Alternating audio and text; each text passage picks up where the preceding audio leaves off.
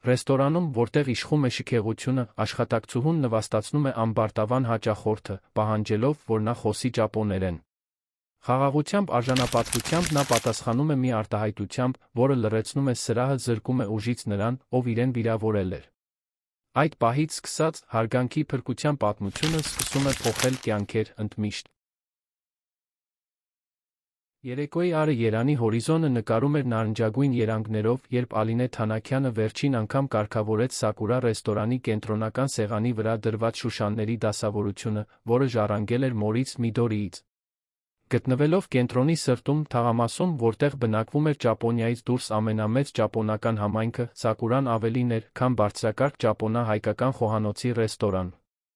Այն նրա ընտանիքի պատմության մի կտոր էր, փորագրված ընկույզի փայտի մեջ մատուցված նուրբ ճենապակու վրա։ Ամեն ինչ կատարյալ է, Ալինե։ Ինչպես միշտ, մեկնաբանեց Պետրոս Օհանյանը, սուշեֆը մանկության ընկերը, կարգավորելով իր անթերի սպիտակ համազգեստի օձիքը։ Ալինեն թեթակի ժպտաց, մատներով անցկացնելով իր հարթ մազերի վրայով, որոնք հավաքված էին ավանդական հանգույցով։ 32 տարեկանում նա իր դեմքին կրում էր նուրբ գծեր, որոնք խառնում էին նրա ճապոնական ժառանգությունը հայկականի հետ։ Նրա նշած աչքերը, որոնք ժառանգել էր մորից, հակադրվում էին լիքը շուրթերին ավելի ընդգծված քթին, որը ժառանգել էր հորից։ Մայրս ասում էր, որ միջավայրը հոգին պատրաստում է սնունդն ընդունելու համար, պատասխանեց նա, կարգավորելով իր կրած ժամանակակից մուգ կապույտ կիմոնոն, որպես համազգեստ։ Այսօր մենք կարևոր ամրագրումներ ունենք։ Ավգուստ Մենդոյանի խումբը գալիս է տոնելու չինացիների հետ այդ պայմանագրի կնքումը։ Պետրոսը թեթակի հավանություն չտալով աչքերը թեքեց։ Այդ շինարարական ընկերության մարդիկ պատրաստում են հոգին համբերությունը։ Ալինեն պարզապես գլխով արեց, պահպանելով այն անդոր արտահայտությունը, որը սովորել էր մանկուց։ Միդորին միշտ սովորեցրել էր նրան, որ իսկական էլեգանտությունը արժանապատվությունը պահպանելու կարողության մեջ է, հատկապես նրանց առջ, ովքեր դա չեն դրսևորում։ Ռեստորանը սկսեց ընդունել առաջին հաճախորդներին։ Գործարարներ, թանկարժեք կոստյումներով, զույգեր, տոնող ամուսնության տարեդարձեր, հետաքրքրասեր զբոսաշրջիկներ, փորձելու այն, ինչ գաստրոնոմիական ուղեցույցները անվանում էին ճապոնական խոհանոցի ամենաիսկական փորձը հայկական շունչով։ Ալինեն բոլորին ընդունում էր նույն հարգանքով, թեթ խոնարհում, զուսպ ժպիտ, խնամքով ընտրված բառեր։ Ժամը 9-ից քիչ անց, դրան զանգերի ղողանջը ազդարարեց 6 տղամարդու խմբի ժամանումը։ Առաջինը Ավգուստ Մենդոյանն էր, քայլում էր այն մարդու ինքնավստահությամբ, ով սովոր է, որ դռները բացվում են իր անցնելու համար։ Բարձրահասակ, ռազմավարորեն խնամված մոխրագույն մազերով, փորձառություն հաղորդելու համար, առանց մեծ տարիքի բացահայտման, նա կրում էր մուգ կապույտ կոստյում, որը նույնիսկ հեռվից մատնանշում էր իտալացի դերձակի ստորագրությունը։ Բարի երեկո, բարի գալուստ Սակուրա, ողջունեց նրանց Ալինեն, թեթակի խոնարհվելով։ Ավգուստը հազիվ նայեց նրան, նրա աչքերը սառնությամբ շրջում էին միջավայրում, ինչպես մեկը, ով գնահատում է գույքը գնելու համար։ Մյուս տղամարդիկ հետում էին նրան հարգալից լռությամբ, ինչպես մոլորակները պտտվում են ավտորիտար արի շուրջ։ 6 հոգու համար սեղան, ամրագրումը Մենդոյան ինկորպորացիոնսի անունով, հայտարարեց նա, դեռ չնայելով Ալինեին։ Իհարկե, պարոն Մենդոյան։ Խնդրեմ, հետեք ինձ։ Նա նրանց առաջնորդեց դեպի կլոր սեղան, որը տեղադրված էր պատուհանի մոտ, դուրս գալով ռեստորանի հետնամասի փոքրիկ ճապոնական այգին։ Քարե լապտերների լույսը լուսավորում էր քարե արահետը Սակուրայի ծառերի գունավոր ձկներով փոքրիկ լճակի միջ։ Մինչ հաճախորդներին տեղավորում էր, Ալինեն նկատեց, որ Ավգուստը ավելի ու ավելի անհանգիստ էր թվում, շուրջը նայելով, կարծես թերություններ էր փնտրում միջավայրում։ Պարոն, այդ կցանկանային սկսել որե խմիչքով։ Մենք ունենք արհեստական սակեների ընտրանի, որոնք հիանալիորեն համադրվում են մեր համտեսի մենյուի հետ։ Հենց այդ ժամանակ Ավգուստը վերջապես հայացքը հառեց նրան։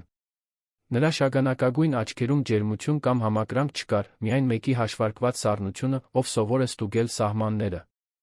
Ճապոներեն խոսում եք, հարցրեց նա հանկարծակի։ Ալինեն պահպանեց չեզոք արտահայտությունը, չնայած նրա մատները թեթակի լարվեցին իր գրած փոքրիկ սկուտեղի շուրջ։ Այո, պարոն։ Ավգուստի շուրթերին ծաղրական ժպիտ հայտնվեց։ Դառնալով իր ուղեկիցներին, նա բարձր տոնով մեկնաբանեց, որպեսզի մոտակա սեղանները լսեն։ Եկեք փորձենք այս վայրի իսկությունը, պարոն Այգ։ Ի վերջո մենք տոնում ենք գործարք արելցիների հետ, ոչինչ ավելի տեղին չէ, քան մեզ սպասարկեն, ինչպես նրանց։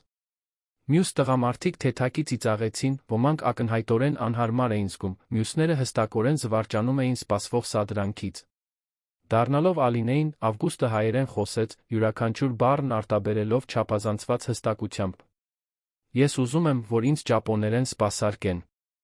Այսուհետ, ես միայն ճապոներեն կխոսեմ ձեզ հետ։ Սեղանի ավելի երիտասարդ տղամարդկանցից մեկի զուսպ ծիծաղը արձագանքեց միջավայրում, որը հանկարծակի լռել էր։ Ալինեն զգաց մյուս հաճախորդների հայացքները, հետաքրքրասիրության անհարմարության խառնուրդ, տեսնելով զարգացող տեսարանը։ Խորը շունչ քաշելով, նա հիշեց մոր խոսքերը.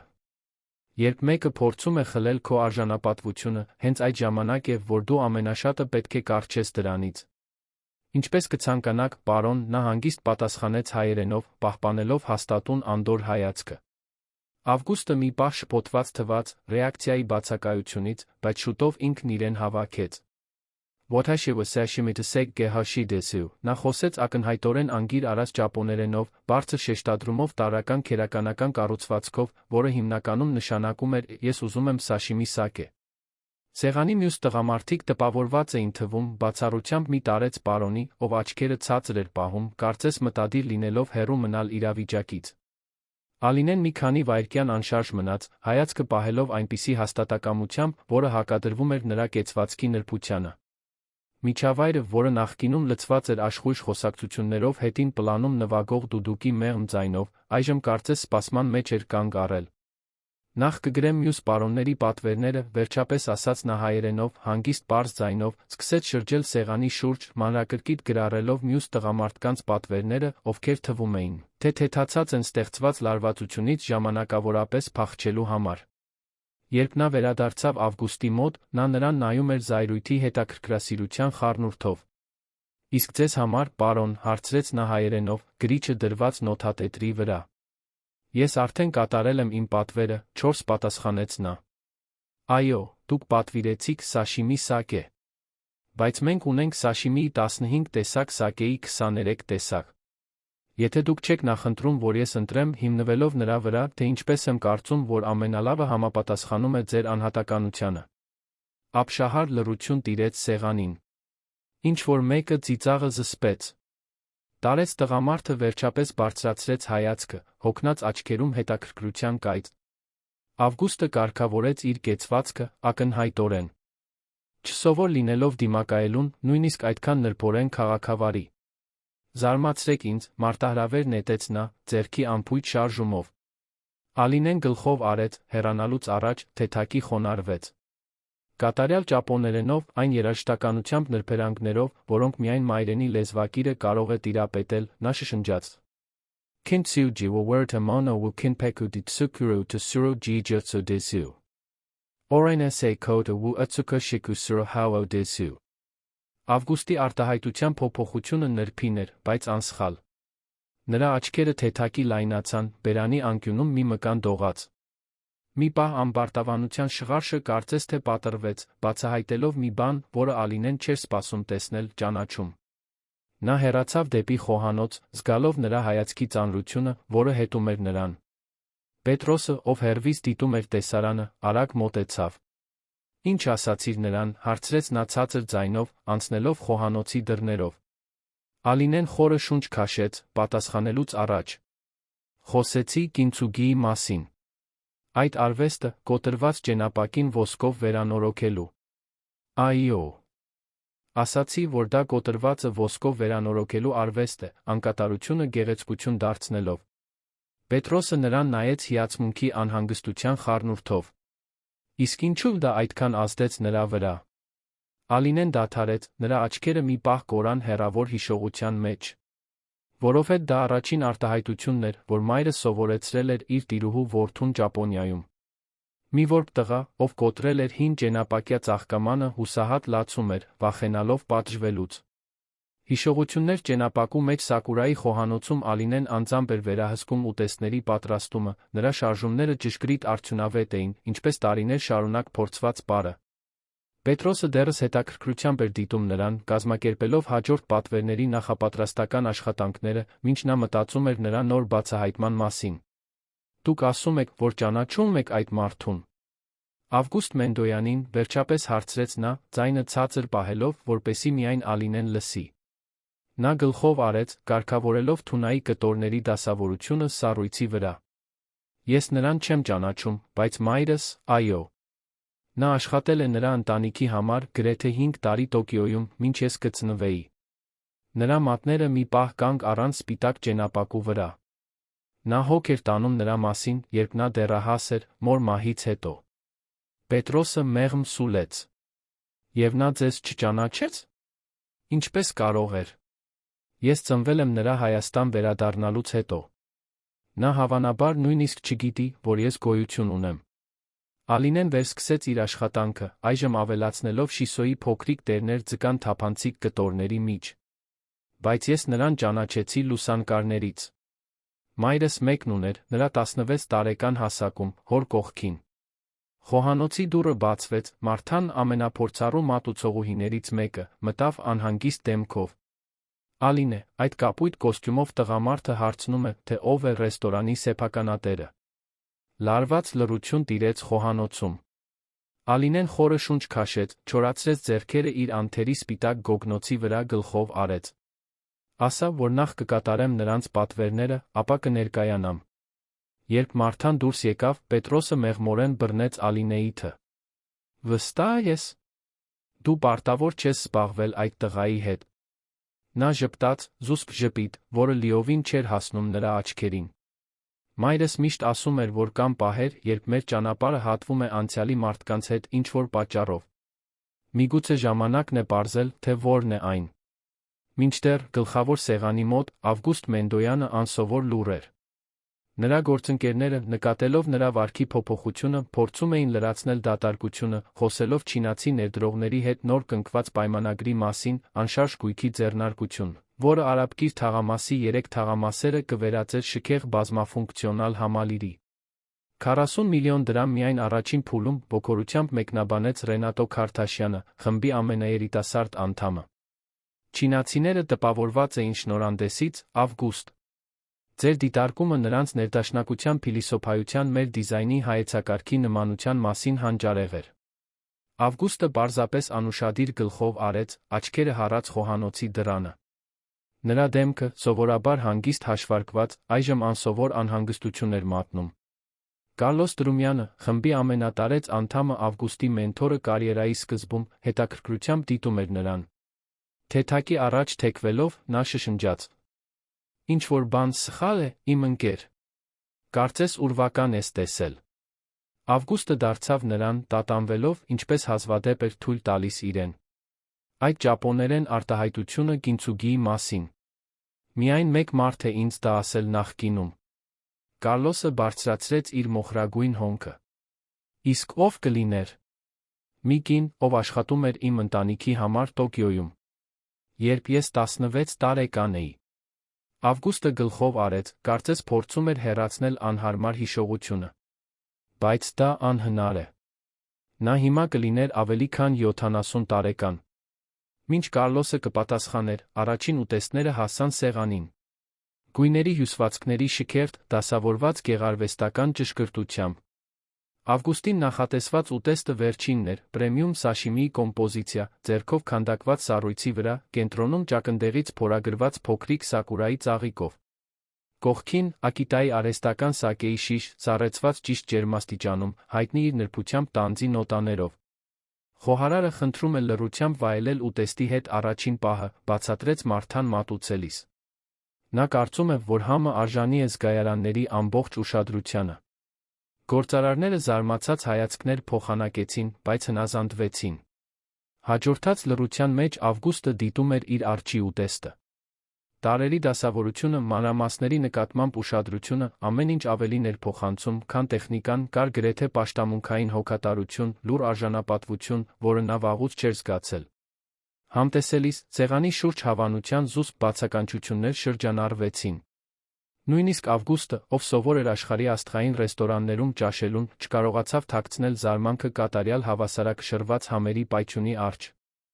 Երբ նրանք ավարտեցին նախուտեստը, Ալինեն վերջապես դուրս եկավ խոհանոցից։ Նա մոտեցավ սեղանին չափված քայլերով, պահպանելով այն էլեգանտ կեցվածքը, որը մայրը սովորեցրել էր նրան մանկուց։ Հասնելով, նա թեթակի խոնարհվեց։ Բարի երեկո, պարոն Այգ։ Ես Ալինե Թանաքյանն եմ, Սակուրայի սեփականատերը գործադիր շեֆը։ Հուսով եմ, որ վայելում եք փորձառությունը։ Գործարարները ոգորությամբ ողջունեցին նրան, ջերմորեն գովելով ուտեստը։ Միայն Ավգուստը մնաց լուռ, աչքերը հառած նրա դեմքին, կարծես ինչ-որ ծանոթ բան էր փնտրում նրա դիմագծերում։ Ձեր ուտեստը բացառիկ է, վերջապես ասաց նա, ձայնը զուրկ նախկին ամբարտավանությունից։ Որտեղ եք սովորել այսպես պատրաստել։ Հիմնականում մորս մոտ, պատասխանեց Ալինեն, պահելով նրա հայացքը։ Նա սովորել է Ճապոնիայում, որտեղ շատ տարիներ է աշխատել նախքան Հայաստան վերադառնալը։ Ավգուստը թեթակի առաջ թեքվեց, զսպված շտապողականություն իր շարժումներում։ Իսկ ձեր ճապոներենը տպավորիչ է։ Քիչ ոչ մայրենի լեզվակիրներ են հասնում այդպիսի սահունության։ Ես նույնպես մորս մոտ եմ սովորել։ Նա պնդում էր, որ ես կենդանի պահեմ լեզուն ավանդույթները։ Նրանց միջ կախված էր նշանակալի լռություն։ Սեղանի մյուս տղամարդիկ կարծես զգում էին լարվածությունը, Ավգուստի Ալինեի միջ հետաքրքրասեր հայացքներ փոխանակելով։ Այդ արտահայտությունը, որ ասացիք, վերջապես խոսեց Ավգուստը, նրա ձայնը գրեթե շշուկ էր։ Կինցուգիի մասին։ Որտեղ եք լսել այն։ Ալինեն թույլ տվեց իրեն փոքրիկ ժպիտ, մի ժեստ, որը նրա խիստ դեմքը վերածեց ավելի մեղմ, ավելի խոցելի բանի։ Մայրս հաճախ էր կրկնում այն։ Ասում էր, որ սովորել է մի ճապոնացի տղայից, ով կոտրել էր ընտանիքի հին ծաղկամանը։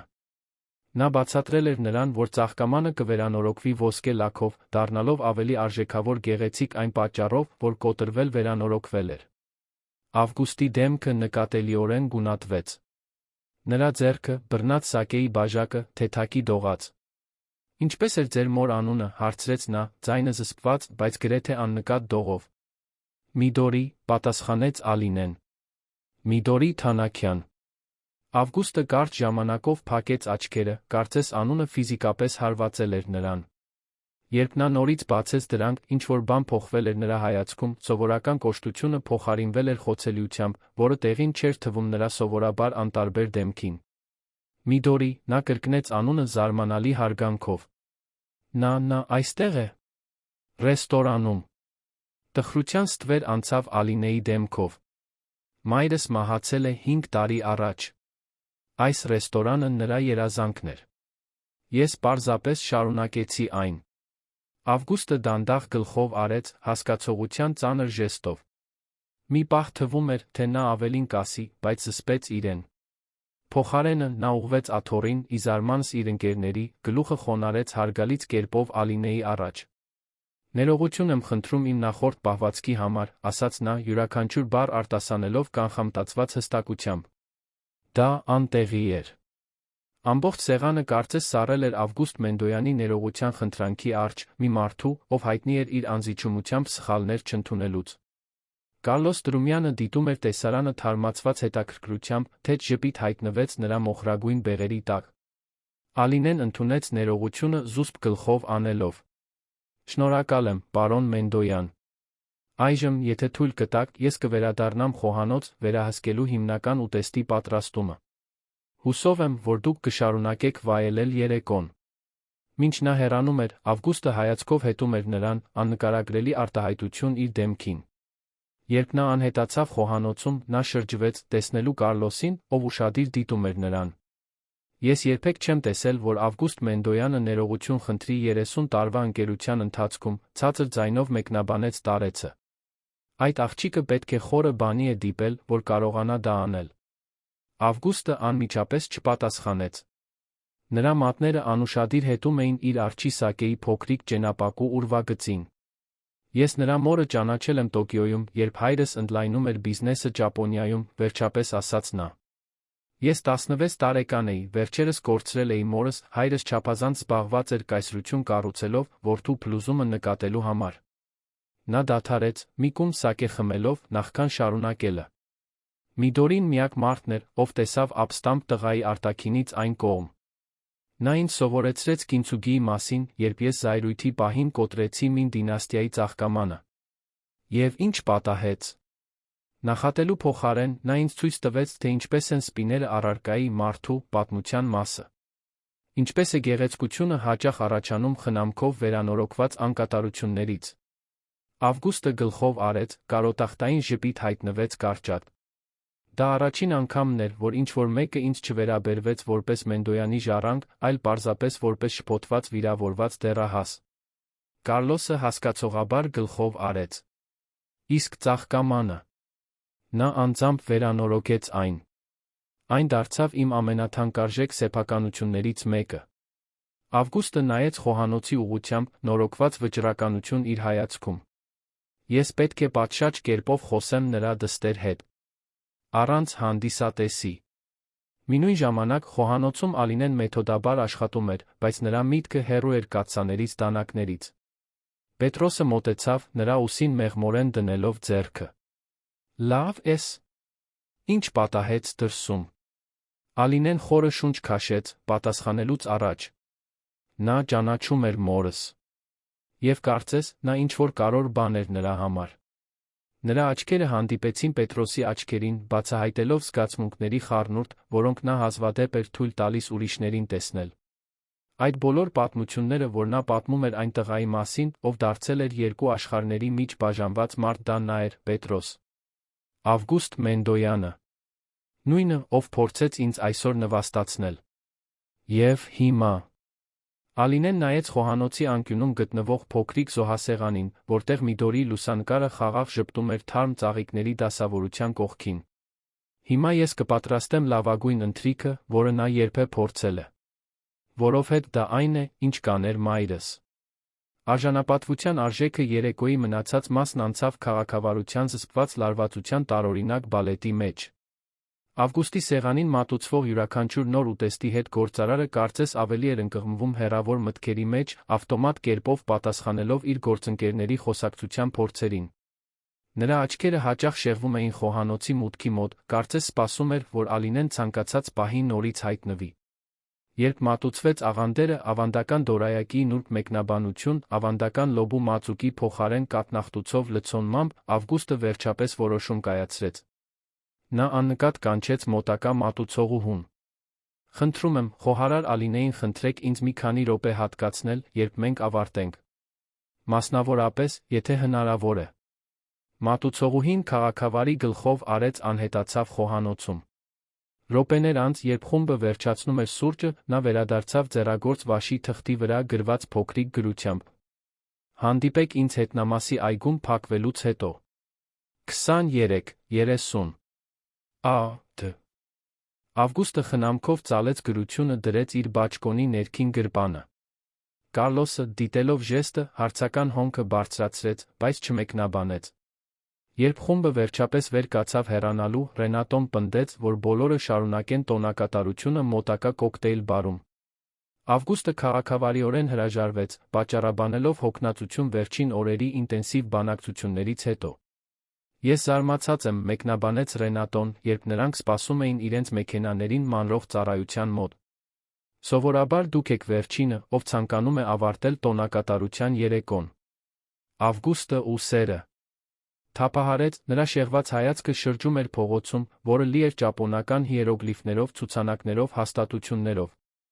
Երբեմն լռությունն ավելի անհրաժեշտ է, քան տոնակատարությունը։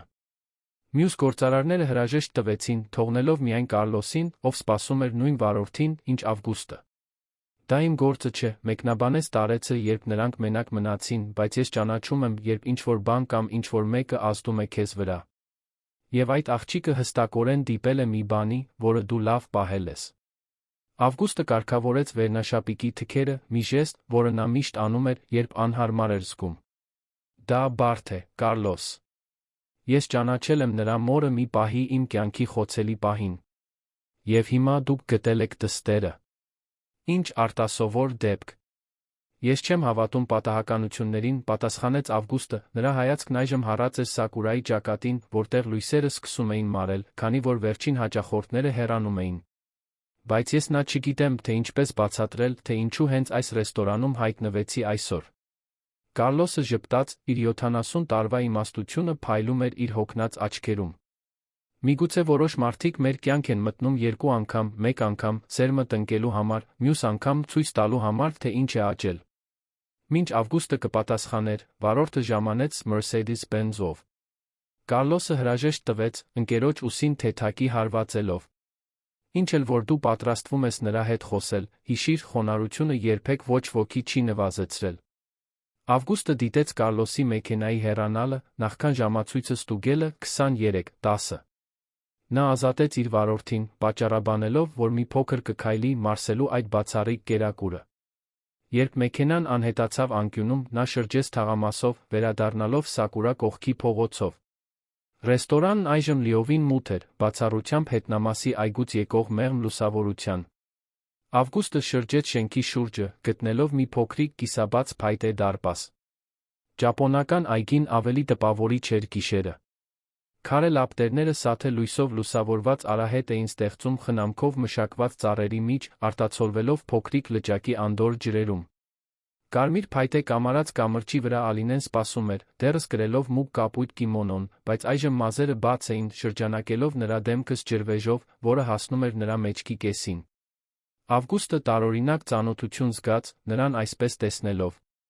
Մի պահ, գրեթե կարող էր լինել Միդորին տասնամյակներ առաջ, համբերատար սպասելով նրան թեյ առաջարկելու, մինչ նա արտահայտում էր իր դեռահասական հիասթափությունները։ Շնորհակալ եմ, որ եկաք, ասաց նա, երբ նա մոտեցավ, նրա հանգիստ ձայնը խախտելով հիշողության կախարդանքը։ Շնորհակալ եմ հրավերի համար, պատասխանեց նա, մի քանի քայլ հեռու կանգնելով։ Ձեր մայրը նույնպես գնահատում էր խոսակցություններն այգիներում։ Ասում էր, որ բնությունը հավասարակշռում է խոսքերը։ Փոքրիկ ժպիտ հայտնվեց Ալինեի շուրթերին։ Նա պահպանեց այդ սովորությունը մինչ վերջ։ Մեր բնակարանը ուներ փոքրիկ պատշգամբ, բայց նա կարողացավ այն վերածել բույսերի մեկ թզուկ Սակուրայի ծառի օազիսի։ Հաջորդած լռությունը անհարմար չէր։ Երկուսն էլ կարծես կարիք ունեին այդ պահի, հանդիպման տարօրինակությունը յուրացնելու համար։ Ես չգիտեի, որ Միդորին դուստր ուներ, վերջապես ասաց Ավգուստը։ Երբ նա հեռացավ Տոկիոյից։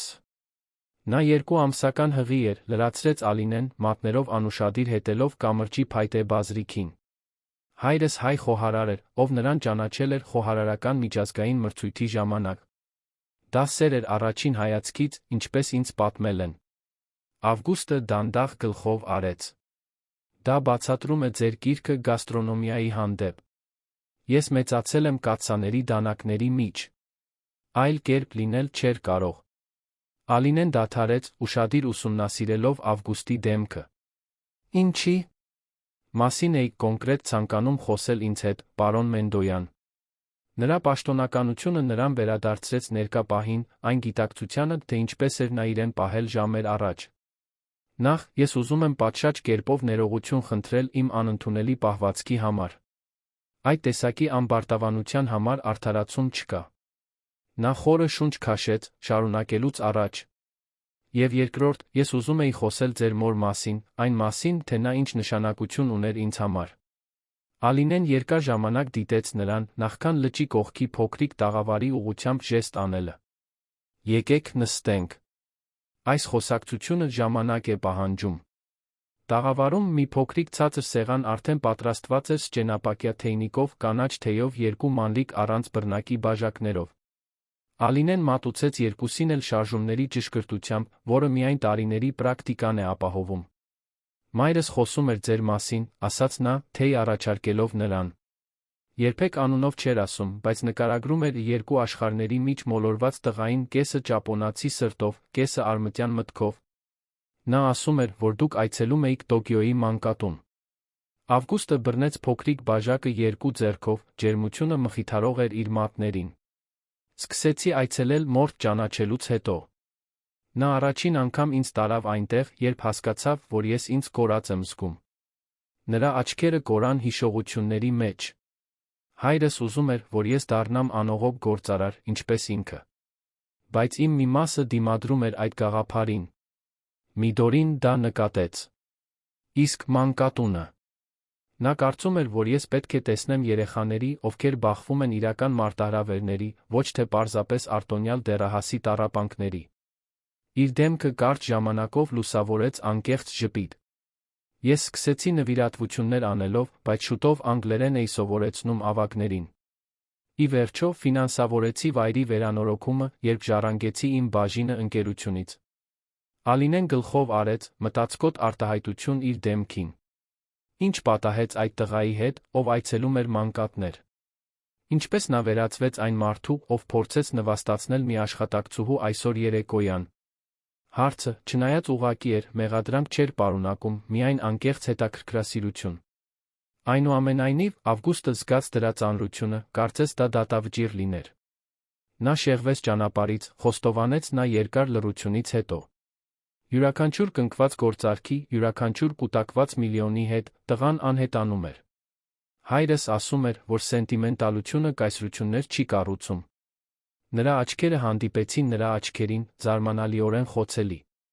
Բայց ձեզ այսօր տեսնելը, կինցուգիի մասին այդ արտահայտությունը լսելը։ Կարծես ժամանակը հետ էր գնացել։ Ալինեն մի կում թեյ խմեց, աչքերը երբեք չհեռացնելով նրանից։ Եվ հիմա ինչ եք ուզում, պարոն Մենդոյան։ Հարցը կախված էր նրանց միջ, լի հնարավոր իմաստներով։ Ավգուստը դատարկ բաժակը դրեց սեղանին, նախքան պատասխանելը։ Ես կցանկանայի ձեռք բերել այս ռեստորանը, վերջապես ասաց նա։ Շուկայական արժեքից կրկնակի գնով։ Ալինեի արտահայտությունն անմիջապես կարծրացավ։ Ավգուստը հասկացավ իր սխալը արագ։ Ավելացրեց. Ոչ թե այն փոխելու կամ որե արտրային համալիրին միացնելու համար, այլ ապահովելու համար, որ Միդորի ժառանգությունը շարունակվի։ Նա տատանվեց, շարունակելուց առաջ։ Մեկ պայմանով, որ դուք մնաք որպես շեֆ կառավարիչ։ Հաջորդած լռությունը խիտ էր, ինչպես լճի վրա սկսվող մառախուղը։ Երբ Ալինեն վերջապես խոսեց, նրա ձայնը ուներ պողպատի պես հաստատակամություն, մետաքսի մեջ փաթաթված։ Սակուրան վաճառքի չէ, պարոն Մենդոյան։ Գինը կարևոր չէ։ Բայց ֆինանսական դժվարությունները, ինչպես գիտեք դա, ընդհատեց նա սովորական հանգստությունը կոտրելով զայրույթի կայծով։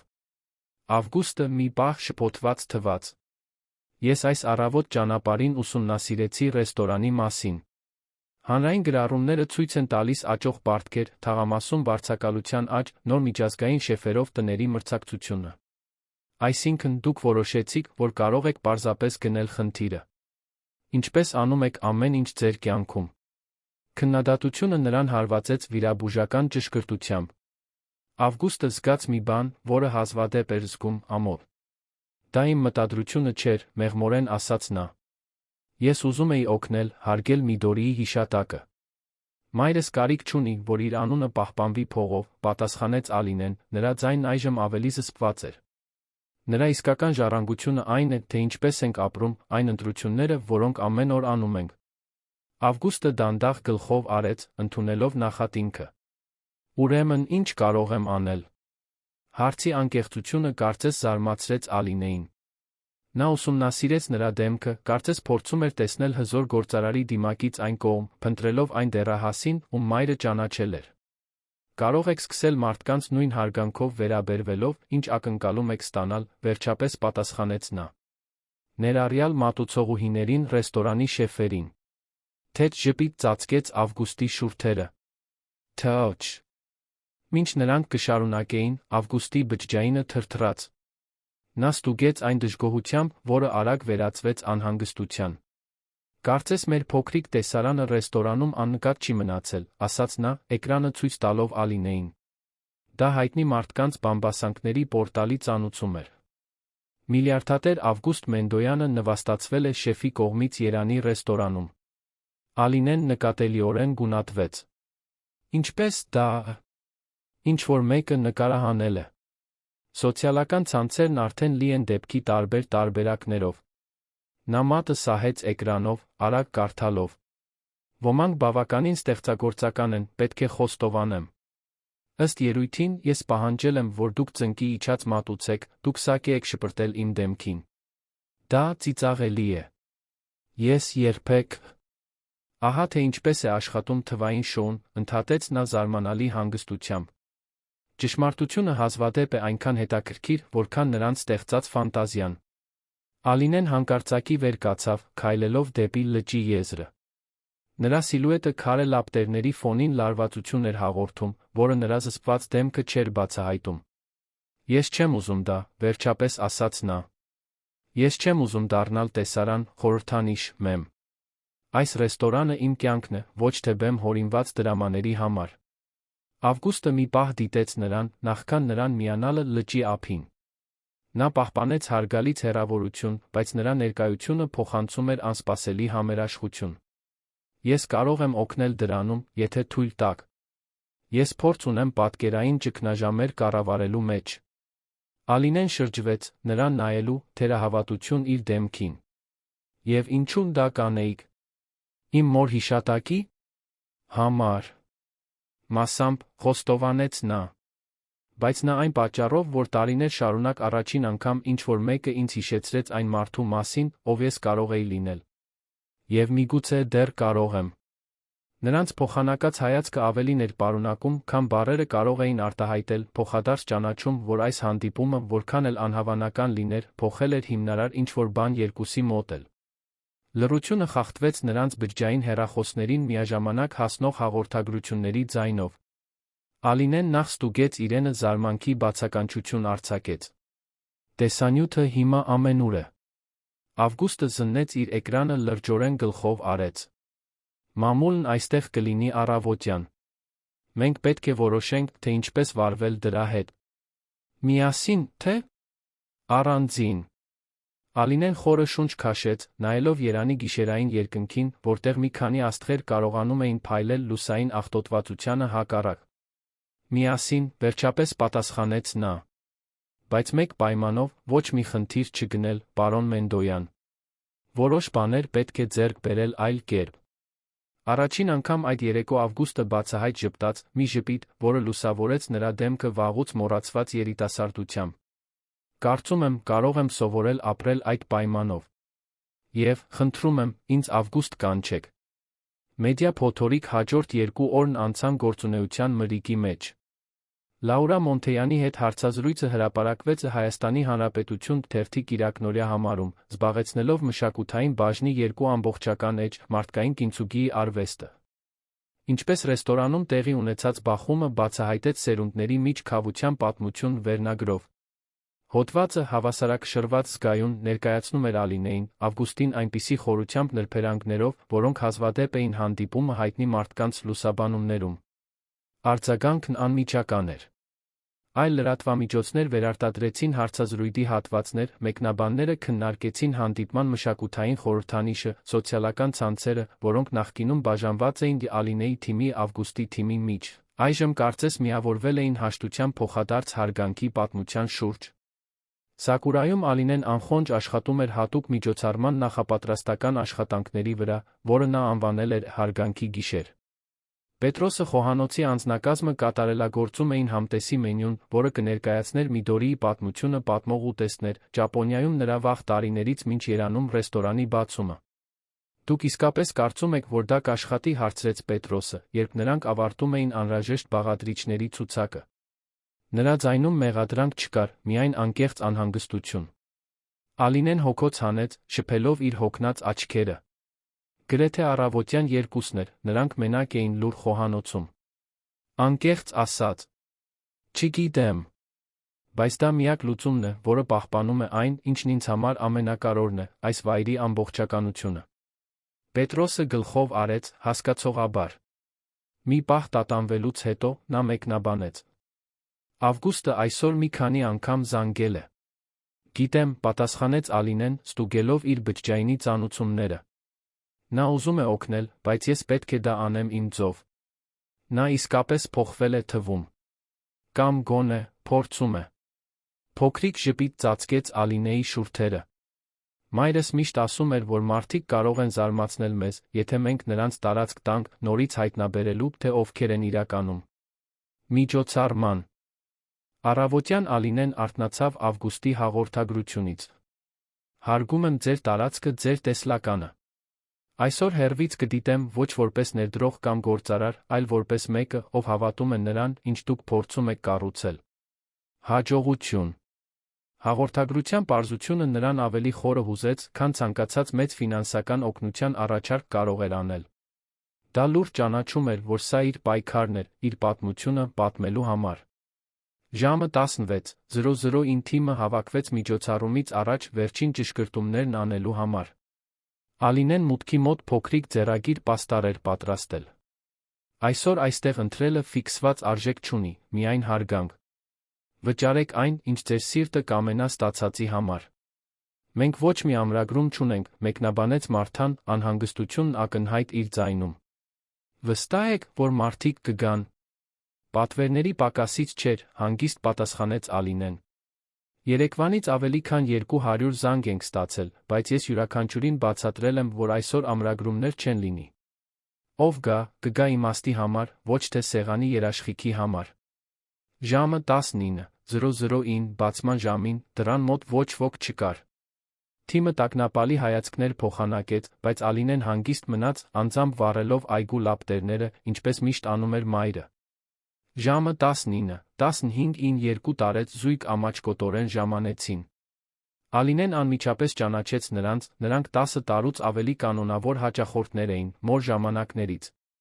Պարոն տիկին Նաքամուրա, նա ողջունեց նրանց հարգալից խոնարհումով։ Պատիվ է այսօր երեկոյան ձեզ հյուրընկալելը։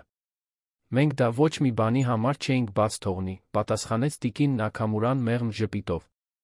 Միդորին մեր ընկերն էր։ Մենք եկել ենք հարգելու նրա հիշատակը, աջակցելու նրա դստերը։ Ժամը 19:30-ին 3 խումբ էին ժամանել։ Ժամը 19:45-ին փոքրիկ հերթ էր սկսում ձավորվել դռան մոտ։ Երբ ժամացույցը ցույց տվեց 20:00-ն, ռեստորանը գրեթե կեսով լցված էր, ոչ լիքը, բայց հեռու դատարկից։ Ալինեն սկսեց հույսի կայծ զգալ։ Հենց այդ ժամանակ տեղի ունեցավ անսպասելի մի բան։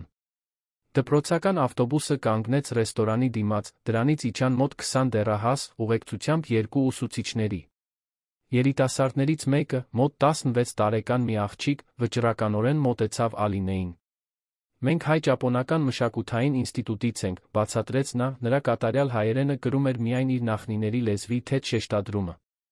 Մենք կարդացինք ձեր պարոն Մենդոյանի մասին հոդվածը, կինցուգիի արժանապատվության մասին։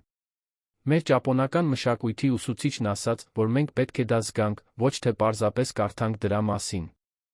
Ալինեն կոկորդում կուտակված հանգույց զգաց։ Բարի գալուստ բոլորիդ, կարողացավ ասել նա, նրանց առաջնորդելով միացված սեղանների մոտ, տեղավորելու համար։ Ժամը 20:30-ին ռեստորանը լիովին լցված էր, մայթին փոքրիկ հերթ էր ձավորվում։ Բոլոր տարիքի ծագման մարդիկ, շատերը ակնհայտորեն անկարող էին բարձրակարգ գաստրոնոմիական ռեստորան հաճախել նորմալ պայմաններում։ Միջավայրում կար գրեթե պաշտամունքային մթնոլորտ, խոսակցություններ ցածր տոնով, բարի ժպիտներ, փոխանակված անծանոթների միջ։ Պետրոսը կարճ ժամանակով դուրս եկավ խոհանոցից, աչքերը լայն բացված, տեսնելով լիքը սրահը։ Մենք հասանք դրան, շշնջաց նա Ալինեին։ Դուք հասաք դրան։ Նա պարզապես գլխով արեց, հուզմունքից դժվարությամբ խոսելով։ Այդ պահին նրա հեռախոսը թրթռաց Ավգուստի հաղորդագրությունից։ Ես աննկատ դիտում եմ անկյունի սրճարանից։ Այն, ինչ դուք կառուցել եք այստեղ այսօր երեկոյան, ավելի արժեքավոր է, քան ցանկացած կորպորատիվ կայսրություն։ Երեկոն անցավ կատարյալ կատարված խորեոգրաֆիայի պես։ Խոհանոցից դուրս եկող յուրաքանչյուր ուտեստ պատմում էր Միդորիի պատմության մի մասը, որը Ալինեն անձամբ էր ներկայացնում, իր նշանակության կարճ բացատրությամբ։ Հաճախորդները ուշադիր լսում էին, շատերը ակնհայտորեն հուզված։ Ալինեի համար ամենազարմանալին ներկաների պահվածքն էր։ Ոչ մի բողոք չկար, ոչ մի հատուկ պահանջ, ոչ մի բացառության խնդրանք։ Մարդիկ, ովքեր հավանաբար երբեք նախկինում իսկական ճապոնական խոհանոց չէին փորձել, ընդունում էին յուրաքանչյուր ուտեստ անկեղծ հետաքրքրասիրությամբ, երախտագիտությամբ։ Երբ մատուցվեց աղանդերը, Միդորիի կողմից սովորած առաջին ճապոնական քաղցրավենիքի նուրբ վերստեղծումը, Ալինեն նկատեց մի տարեց տիկնոջ, ով անկյունի սեղանից ուշադիր դիտում էր նրան։ Հետաքրքրվելով նա մոտեցավ նրան, համոզվելուց հետո, որ բոլորին լավ են սպասարկում։ Ամեն ինչ լավ է ձեր կերակուրի հետ, մեղմորեն հարցրեց նա։ Տիկինը, ով պետք է 80-ից ավելի լիներ, ժպտաց արցունքոտ աչքերով։ Կատարյալ է, սիրելիս։ Ես պարզապես ուզում էի ձեզ մի բան ասել։ Նա դադարեց, քաջություն հավաքելով։ Ես եկել եմ թորնուհուս հետ։ Նա այնտեղ է, լուսանկարում է այգին։ Նա մատնացույց արեց մոտ 20 տարեկան մի երիտասարդ աղջկա դրսի պատշգամբում։ Նա ինձ բերեց, որովհետև կարդացել էր ձեր մասին, թե ինչպես եք դուք արժանապատվությամբ դիմակայում այդ հարուստ տղամարդուն, առանց գլուխը կախելու, բայց նա առանց ինքնահարգանքը կորցնելու։ Տիկինը բռնեց Ալինեի ձեռքը զարմանալի հաստատակամությամբ, նախքան շարունակելը։ Իմ թոռնուհին տառապում էր բուլինգից գաստրոնոմիայի քոլեջում, կին լինելու, համեստ ծագում ունենալու պատճառով։ Նա պատրաստվում էր հանձնվել։ Ձեր մասին կարդալուց հետո նա ասաց. «Տատիկ, եթե այդ խոհարարը կարող է պահպանել իր արժանապատվությունը, նույնիսկ երբ հզոր մարդը փորձում է նվաստացնել նրան, ուրեմն ես էլ կարող եմ։ Շնորհակալություն դրա համար։ Դուք երբեք չեք իմանա, թե դա ինչքան է նշանակում մեզ համար»։ Ալինեն զգաց, թե ինչպես են արցունքները այրում իր աչքերը, բայց պահպանեց իր հանգստությունը, մեղմորեն սեղմելով տիկնոջ ձեռքը։ Ձեր թոռնուհին միշտ ողջունելի է մեր խոհանոցում, եթե ցանկանում է սովորել։ Երբ երեկոն մոտենում էր իր ավարտին, տեղի ունեցավ մի արտասովոր բան։ Հաճախորդները թողնում էին ոչ միայն գումար, այլ փոքրիկ գրություններ, իրենց տպավորություններով, շնորհակալություններով, որոշ դեպքերում անձնական պատմություններով, թե ինչպես էին Ալինեի ավգուստի պատմությունները շոշափել իրենց կյանքը։ Ժամը 23:00-ին, երբ վերջին հաճախորդը հեռացավ, թիմը հավաքվեց արդյունքները գնահատելու համար։ Մարթան ավարտում էր ստացված գումարի հաշվարկը, նրա դեմքը անհավատության ուրախության խառնուրդ էր։ Ալինե, վերջապես ասաց նա, մենք ունենք գրեթե 3 անգամ ավելին, քան կանեինք սովորական երեկոյան։ Հանգստության կոլեկտիվ հոգոց անցավ խմբի միջով։ Պետրոսը իմպուլսիվորեն գրկեց Ալինեին, մի բան, որը հազվադեպ էր անում։ Դուք շահեցիք գրազը, շշնջաց նա։ Ալինեն ժպտաց, հոգնած, բայց խորապես բավարարված։ Մենք բոլորս շահեցինք։ Թիմի հեռանալուց հետո նա մենակ մնաց այգում, դիտելով շուրջը տարածվող քաղաքի լույսերը։ Մանրուքների վրա քայլերի մեղմ ձայնը ազդարարեց Ավգուստի ժամանումը, ով մոտեցավ անկեղծ հիացմունքի արտահայտությամբ։ Դուք ճիշտ էիք, ասաց նա առանց նախաբանի։ Լիովին ճիշտ էիք։ Ալինեն մատնացույց արեց իր կողքի նստարանը, հրավիրելով նրան նստելու։ Խնդիրը ճիշտ լինելը չէ, Ավգուստ։ Խնդիրը հավատալն է նրան, ինչը չի կարող չափվել ֆինանսական աղյուսակներում։ Նա գլխով արեց, անսովոր խոնարհություն իր կեցվածքում։ Ես եկել եմ մեր գրազը պատվելու։ Դուք հաղթեցիք, աներկբա կերպով։ Նա մեկնեց մի ծրար։ Ահա գույքի նոր վարձակալության պայմանագիրը։ Առանց բարձրացման, առանց հատուկ պայմանների։ 10 տարի ժամկետով։ Ալինեն նայեց ծրարին, առանց վերցնելու։ Ինչպես հասաք դրան։ Ես պարզեցի, որ գույքի սեփականատերը իմ հին ծանոթն է։ Դժվար չէր համոզել նրան, որ գիշատիչ մարտավարությունն ավելի վնասակար կլինի իր երկարաժամկետ շահերի համար։ Ավգուստը թեթակի ժպտաց։ Պարտադիր չէր գնել շենքը կամ սպառնալիքներ անել։ Պարզապես գործարարից գործարարի հետ զրույց։ Տատանվելով, Ալինեն վերջապես ընդունեց ծրարը։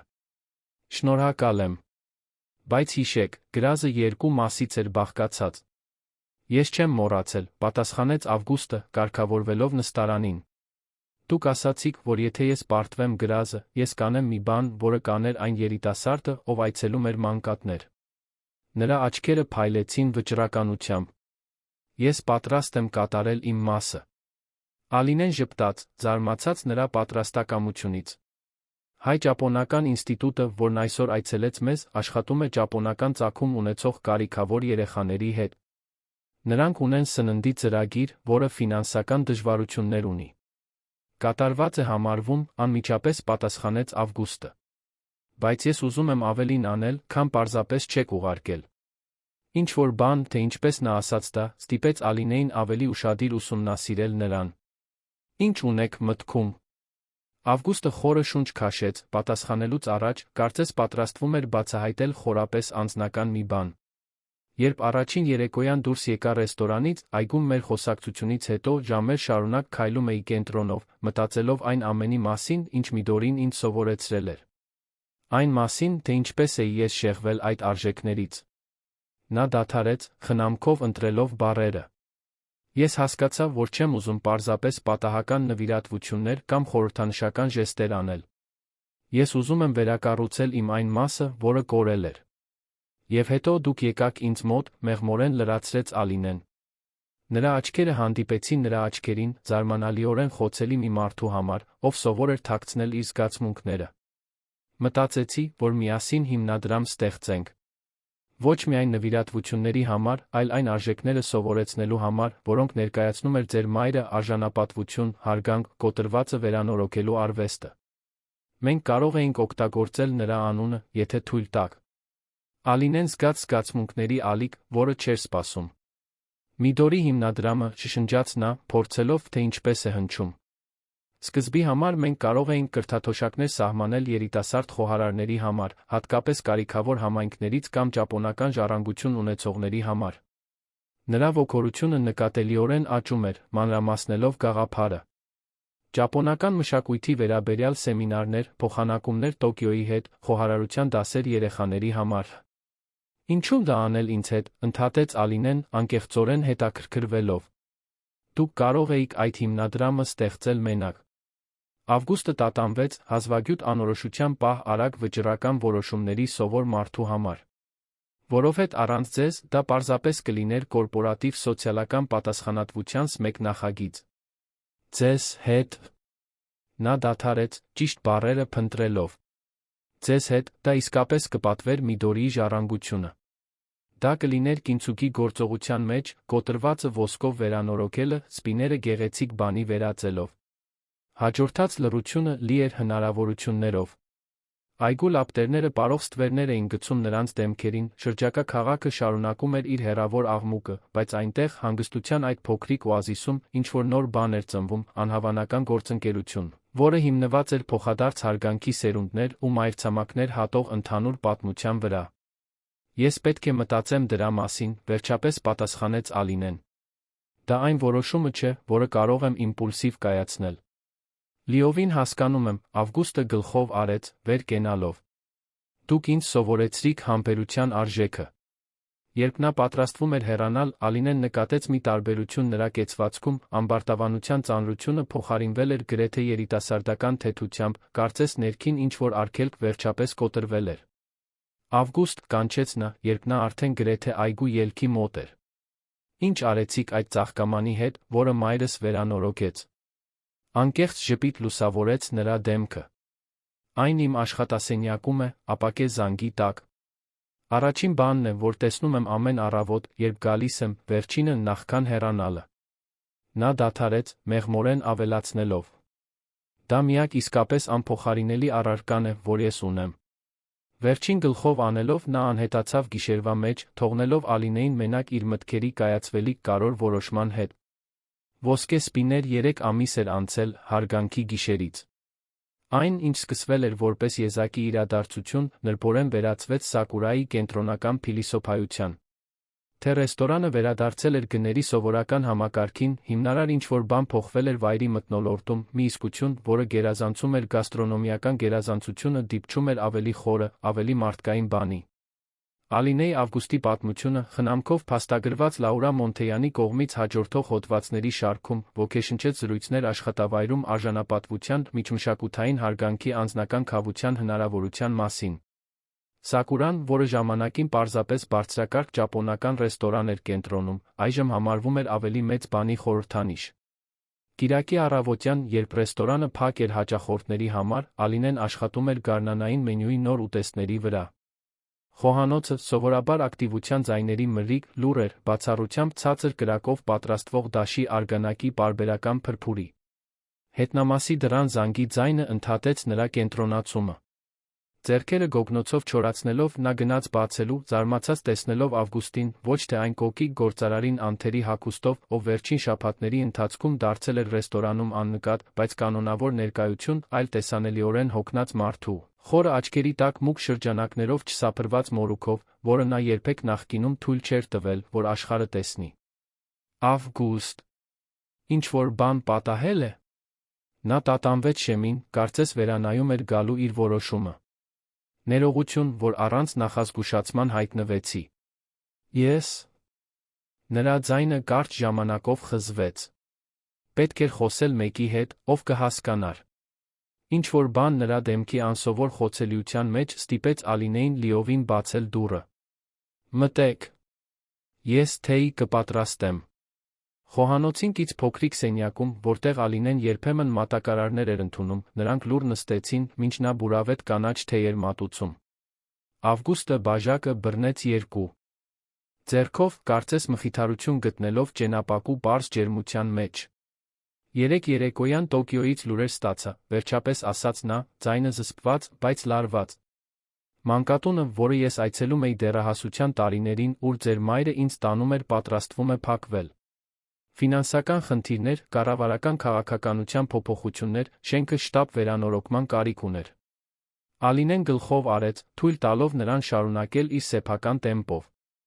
Ամբողջ գիշեր անցկացրի տեսակոնֆերանսներում, փորձելով լուծումներ գտնել։ Գումար առաջարկեցի, իհարկե, բայց խնդիրն ավելի բարդ է։ Նրանց անհրաժեշտ է գործունեության նոր մոդել, նոր հարմարություններ, կայուն համայնքային աջակցություն։ Նա աչքերը բարձրացրեց, հանդիպելու նրա աչքերին։ Ես հասկացա, որ փորձում էի ամեն ինչ ինքնուրույն լուծել, նույն մտածելակերպով, ինչ միշտ, հավատալով, որ իմ ֆինանսական ուժը բավարար կլինի։ Եվ հետո եկաք ինձ մոտ, մեղմորեն լրացրեց Ալինեն։ Այո։ Որովհետև դուք ինձ ցույց տվեցիք մարտահրավերներին դիմակայելու այլ միջոց։ Որովհետև դուք կրում եք Միդորի ժառանգությունը այնպես, ինչպես ես երբեք իրականում չկարողացա հասկանալ, մինչ ձեզ չճանաչեցի։ Ալինեն մի կում թեյ խմեց, մտածկոտ։ Ինչ եք կոնկրետ առաջարկում։ Ավգուստը թեթակի ուղղվեց, իր սովորական էներգիայի մի ակնթարթային փայլով։ Հիմնադրամի գաղափարը, որը ես նշեցի, մենք կարող էինք սկսել այնտեղից։ Համատեղ նախագիծ Հայաստանի-Ճապոնիայի միջ։ Ոչ միայն մանկատունը փրկելու համար, այլ այն վերածելու ավելի լայն բանի, մշակութային կրթական կենտրոնի, սովորեցնելով արժեքներ, որոնք հատում են սահմանները։ Ինչու դա այդքան շատ է նշանակում ձեզ համար, հարցրեց Ալինեն, ոչ թե թերահավատությամբ, այլ անկեղծ հետաքրքրասիրությամբ։ Ավգուստը երկար ժամանակ լուռ մնաց, մտածելով հարցի շուրջ։ Երբ վերջապես պատասխանեց, նրա ձայնը կրում էր անձնական բացահայտման ծանրություն։ Որովհետև հենց այնտեղ, այդ մանկատանը, առաջին անգամ ես ինձ իսկապես օգտակար զգացի։ Ոչ որպես Մենդոյանի ժառանգ, ոչ որպես մեծ գործարարի որդի, այլ պարզապես որպես Ավգուստ, մի դեռահաս, ով կարող էր անգլերեն սովորեցնել երեխաների, ովքեր երբեք չէին հեռացել Տոկիոյից, ով կարող էր պատմություններ պատմել այլ երկրի, այլ աշխարհի մասին։ Տխրության ժպիտ անցավ նրա դեմքով։ Ձեր մայրը ինձնից առաջ նկատեց դա։ Հենց նա էր առաջարկել այցելությունները, ասելով, որ ես պետք է բուժեմ իմ հոգին մորս կորստից հետո։ Ալինեն զգաց զգացմունքների ալիք, ճանաչելով Միդորիի բնորոշ իմաստությունը։ Նա միշտ տեսնում էր արտաքինից այն կողմ, մեղմորեն մեկնաբանեց։ Ճիշտ այդպես։ Եվ հիմա, տասնամյակներ շարունակ կայսրություն կառուցելուց հետո, որն ազնվորեն ինձ իրական երջանկություն չի բերում, ես հնարավորություն ունեմ վերադառնալու այն ճանապարհին, որը թողել էի։ Ձեր օգնությամբ, եթե պատրաստ եք։ Ալինեն ուսումնասիրեց իր արջի մարդուն, այլս ոչ թե առաջին երեկոյի ամբարտավան գործարարին, ոչ էլ վերջին ամիսների ռազմավարական դաշնակցին, այլ մեկին, ով գտնվում էր անձնական իրական խաչմերուկում։ Ինչ է ձեզ կոնկրետ անհրաժեշտ ինձնից։ Ձեր տեսլականը։ Ձեր կապը ճապոնական հայկական մշակույթների հետ։ Ձեր հասկացողությունը այն արժեքների մասին, որոնք մենք ցանկանում ենք պահպանել։ Նա տատանվեց, ավելացնելուց առաջ։ Եվ, եթե հնարավոր է, ձեզ ժամանակից մեկ ամիս միասին Ճապոնիա մեկնելու համար։ Մանկատունը անձամբ տեսնելու, իրական կարիքները հասկանալու իմաստալից պլան մշակելու համար։ Առաջարկը զարմացրեց նրան։ Մեկ ամբողջ ամիս։ Ավգուստ, ես չեմ կարող պարզապես այդքան ժամանակով թողնել ռեստորանը։ Պետրոսը ավելի քան ունակ է կառավարել այն ձեր բացակայության ընթացքում, պատասխանեց Ավգուստը, նկատի ունենալով սուշեֆին, ով վերջին ամիսներին բացառիկ կոմպետենտություն էր ցուցաբերել։ Եվ անկեղծ ասած, Ալինե, երբ եք դուք վերջին անգամ արձակուրդ վերցրել։ Երբ եք այցելել ձեր մոր երկիրը։ Հարցը դիպավ զգայուն կետի։ Միդորի մահից հետո Ալինեն լիովին նվիրվել էր ռեստորանին, հազվադեպ թույլ տալով իրեն մեկ օրից ավելի հանգիստ։ 8 տարի առաջ, դժկամորեն խոստովանեց նա։ Ես ուղեկցեցի մորս, երբ նա վերջին անգամ այցելեց իր հարազատներին Կիոտոյում, նախքանը։ Նրա ձայնը կարճ ժամանակով խզվեց։ Նախքան նա հիվանդանար։ Ավգուստը հասկացողաբար գլխով արեց։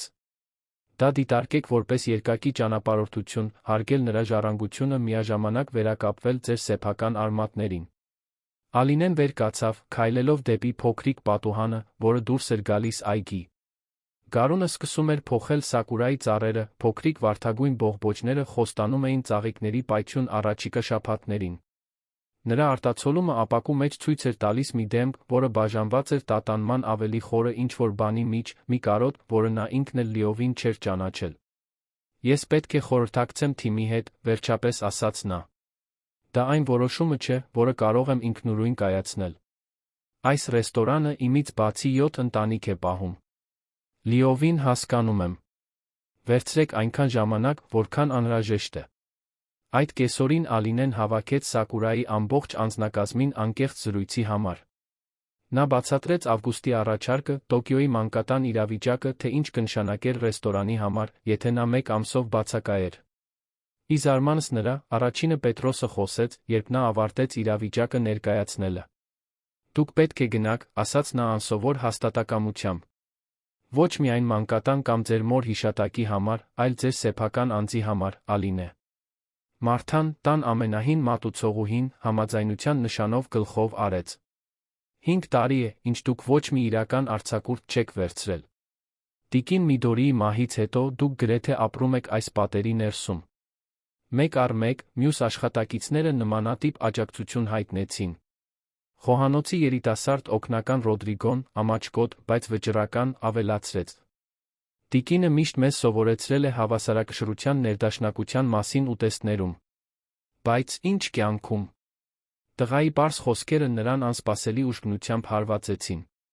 Ճիշտ էր, նա քարոզել էր մոր արժեքները շրջապատի բոլորին, բայց հաճախ անտեսում էր դրանք իր սեփական կյանքում։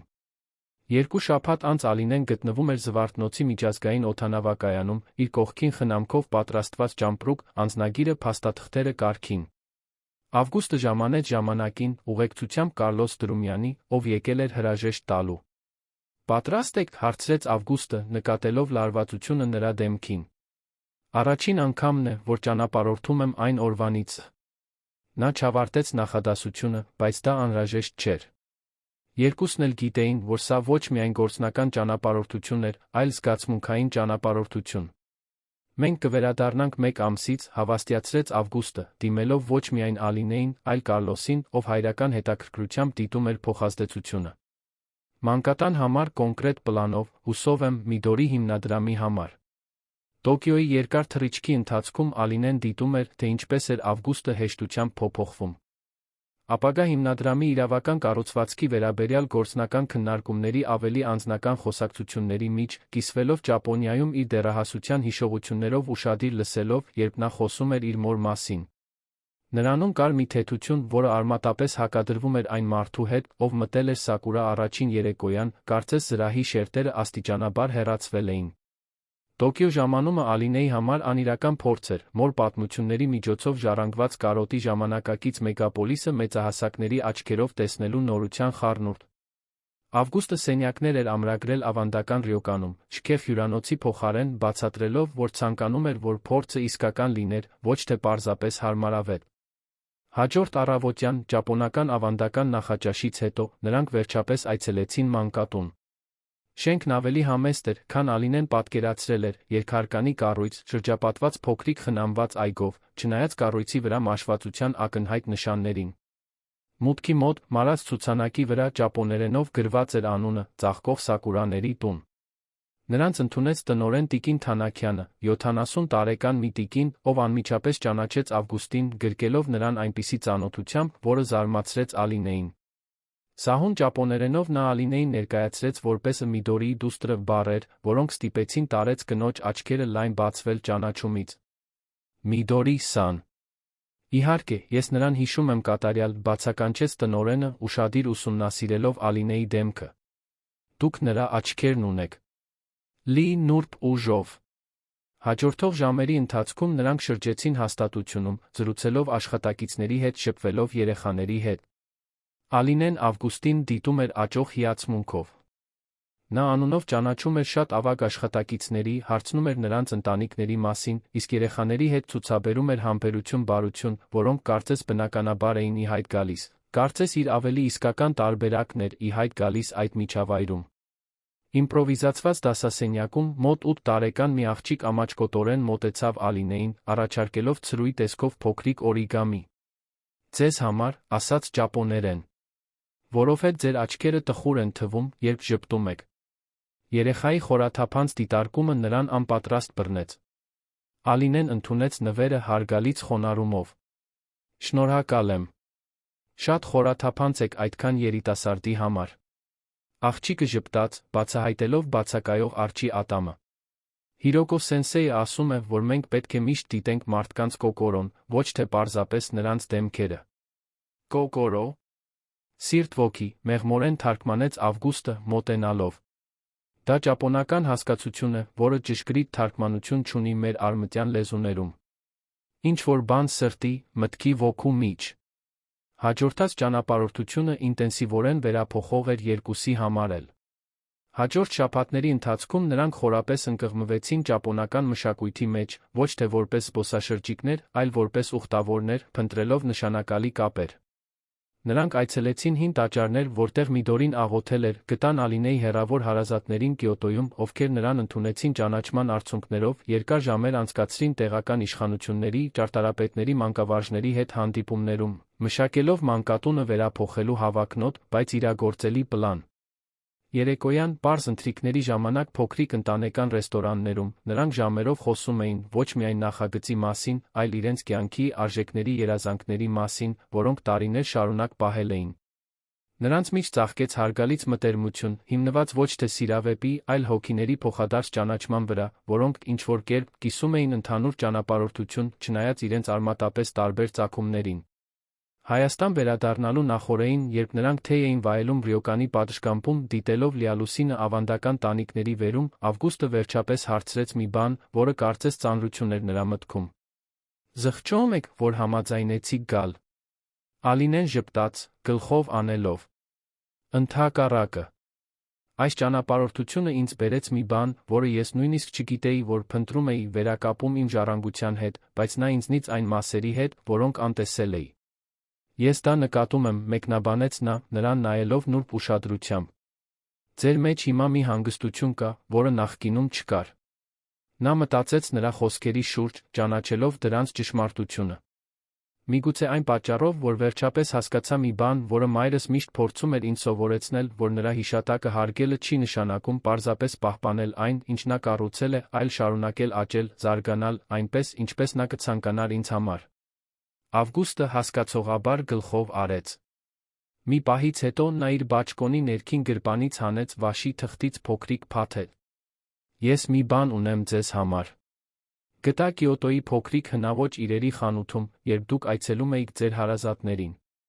Հետաքրքրվելով, Ալինեն խնամքով բացեց փաթեթը, բացահայտելով ճենապակու փոքրիկ կտոր, բախտի նապաստակ կամ ուզագի, որի մարմնի վրա տեսանելի ոսկեգույն կինցուկի գծեր կային, նշաններ, որ այն կոտրվել վերանորոգվել էր ոսկե փոշով լաքի ավանդական մեթոդով։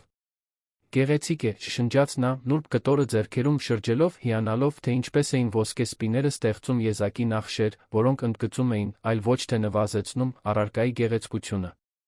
Վաճառողն ինձ պատմեց, որ այս ուզագին 5 սերունդ Կիոտոյի մի ընտանիքին է պատկանել։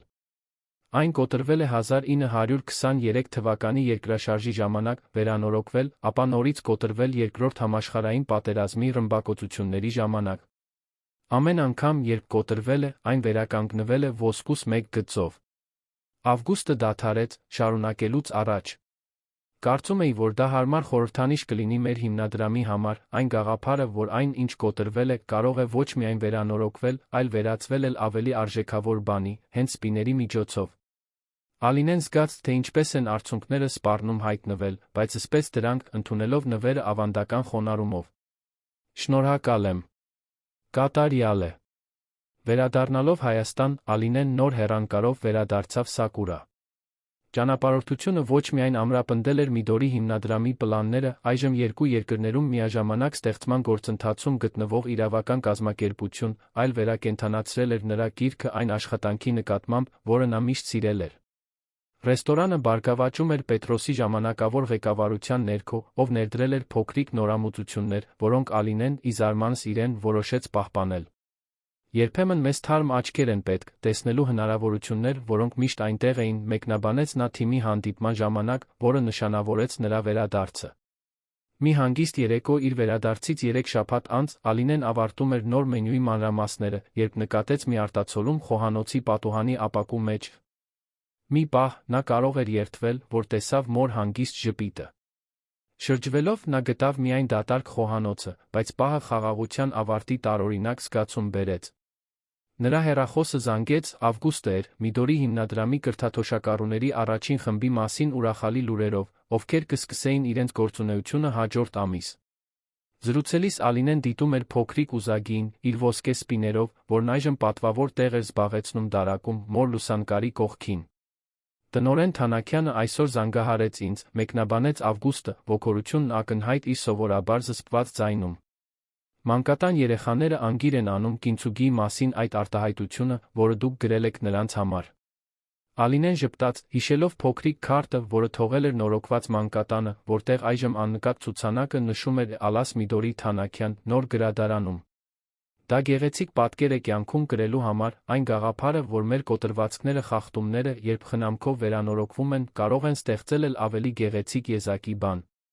Գիտեք, պատասխանեց Ավգուստը մտածկոտ դադարից հետո, ես իմ մեծահասակ կյանքի մեծ մասն անցկացրել եմ, հավատալով, որ ուժը նշանակում է երբեք ոչ մի ճակ չցուցադրել, երբեք խոցելիություն չընդունել։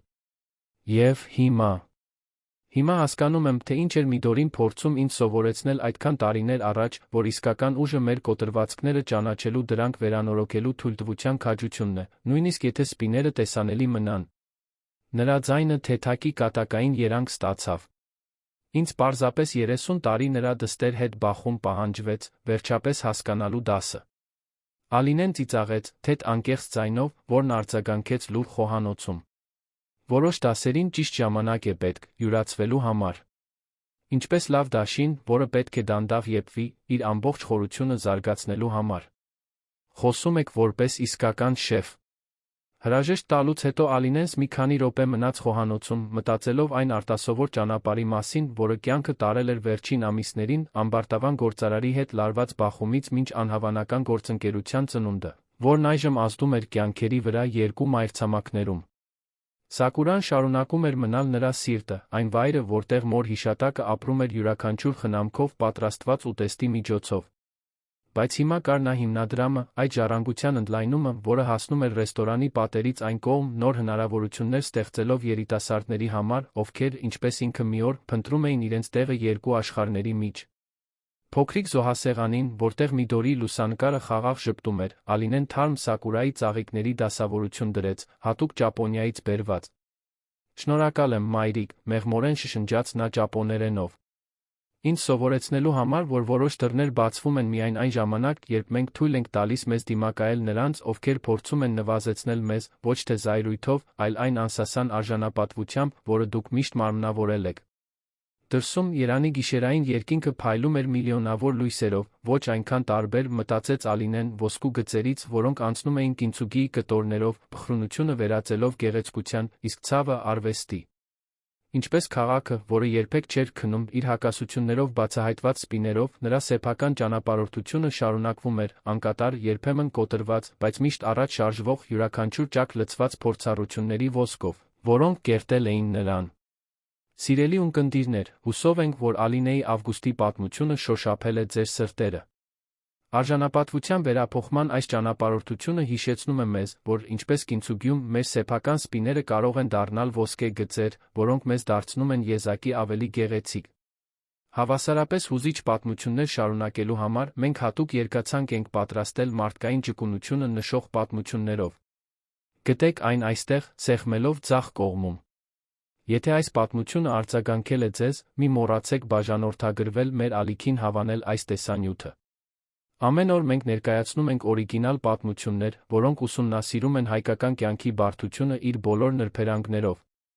Մեկնաբանություններում պատմեք մեզ Ալինեի ճանապարհորդության որ պահը ամենաշատը շոշափեց ձեզ։ Մենք անհամբեր սպասում ենք ձեր մտորումներին։